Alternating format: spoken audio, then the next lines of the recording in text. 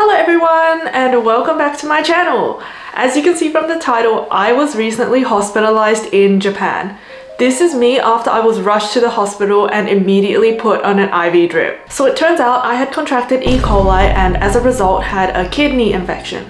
And this was my first time ever getting hospitalized, so I wanted to share my entire experience with you guys. Basically, how it all started, I had been traveling with my family who had come to visit for the past week and a half. We had been traveling around Gunma Prefecture. We went to Mount Fuji and Kusatsu Onsen on the weekend and they left on the following Tuesday. Up until then, I was feeling perfectly fine. Then came Wednesday night. I was in my apartment just walking into the laundry room when a sudden sharp pain hit right in my left kidney. It was so intense and painful, I could no longer stand, and the only thing I could do was to just lay on the floor squirming in pain for like the next 10 minutes until the pain had slightly lessened. I tried to carry on as normal, but when I went to take a shower, and usually I take very hot showers, right?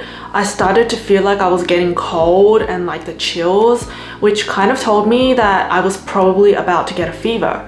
The pain started getting worse again after that, and eventually I just went and curled up in bed for the night. I couldn't even eat dinner, it was just too painful, and that was when I realized like this could be serious, I need to get to hospital right now, and so I was rushed to hospital that night. And once I got to the hospital, the pain was so bad that I couldn't move, right? So the nurses brought out a wheelchair and had to carry me into the hospital where they laid me on a bench and started asking me a bunch of questions. So like, where is the pain? When did this start? Could it be linked to any underlying conditions? Like the sort of screening questions that a doctor would typically ask you. So I answered all their questions and eventually they had me do a urine test when I told them that the pain was in my kidneys, followed by a blood test and then a CT scan. They also took my temperature and found out that I had gotten a 39-degree fever. When my blood test results were ready, they explained that I had a really high white blood count and that pointed to a possible infection in my kidneys. So they sent me home for the night and told me to come back the next day to get my urine test results and for further treatment.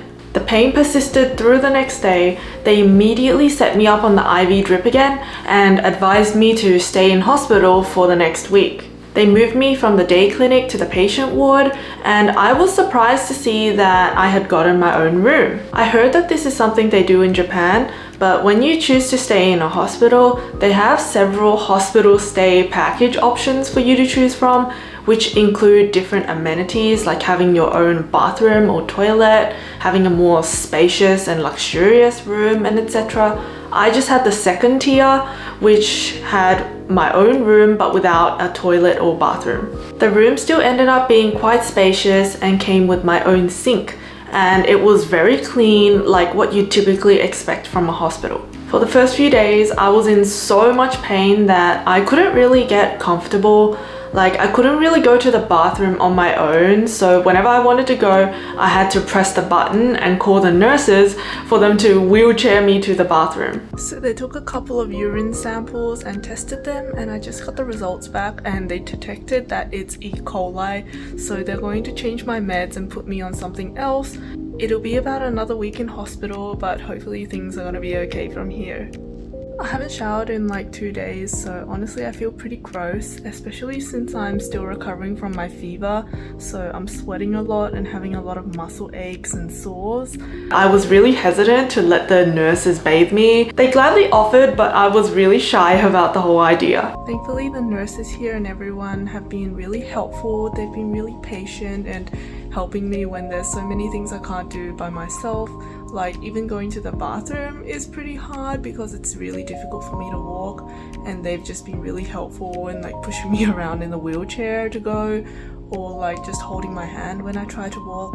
The nurses were really sweet and kept me updated throughout the entire process of the treatment. They'd tell me that I was slowly getting better, that my fever was going down, and they'd constantly check in and ask me whether I was getting any pain in my kidneys or if I could walk and move properly. So every morning at 6 a.m, they'd come in to check my temperature, take my blood pressure, and set up my first IV drip for the day. I had the IV drip 3 times a day, so it'd be one in the morning, midday, and then the last one at night. Of course, the nurses were very busy, but they'd still take a little bit of time to chat with me and explain things to me when they came to set up my IV and when they had a little bit of time. I seriously admire healthcare workers so much. I just think that they have so much kindness, patience, and care for the well-being of others to do so much to nurture patients back to health.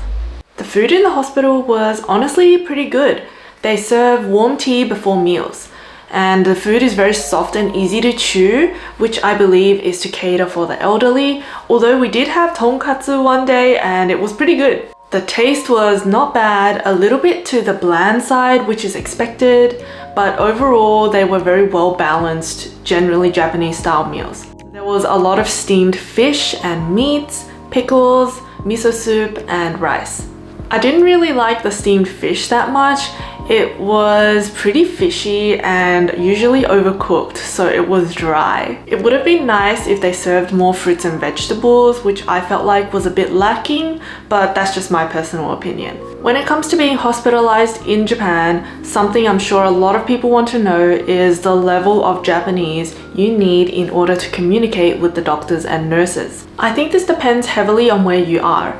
If you're in the middle of Tokyo, there are many international hospitals with English-speaking staff, so you'll most likely be fine even if you don't speak much Japanese. However, outside of central Tokyo, I wouldn't really count on this. I didn't go to an international hospital. I went to a local one outside of the main metropolitan area, and at my hospital, there were no English-speaking staff, which means I had to handle my entire hospitalization and all communication and paperwork entirely in Japanese. So overall, I would say a pretty high level of Japanese is required unless you're going to an international hospital.